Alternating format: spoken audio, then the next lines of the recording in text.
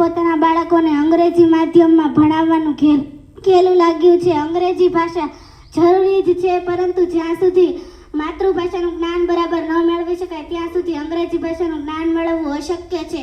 કોઈ પણ ભાષા માતૃભાષાના માધ્યમ દ્વારા જ સરળતાથી શીખી શકાય છે. આપણા વિચારો, આપણી લાગણીઓનું આદાન પ્રદાન આપણી માતૃભાષા જ સારી રીતે કરી શકે છે.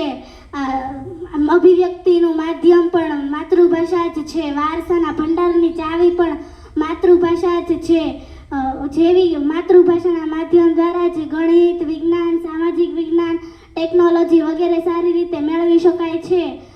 સાંસ્કૃતિક ગૌરવના ચાવી પણ તેની માતૃભાષાના પુસ્તકોમાં જ જણાવેલું છે. આજે મોટા ભાગના બાળકો અંગ્રેજી માધ્યમમાં ભણે છે. બાળકોના ઘરમાં અંગ્રેજીનું વાતાવરણ હોતું નથી. બાળકોને અંગ્રેજી ભાષા શીખવવામાં ઘણી તકલીફ પડે છે. સારી રીતે શીખી શકતા નથી અને આપણે તેને માતૃભાષાને જાણવા, સમજવામાં માતૃભાષાનું જ્ઞાન જ સહળ નીવડે છે. અસ્તુ. જય હિન્દ, જય ભારત.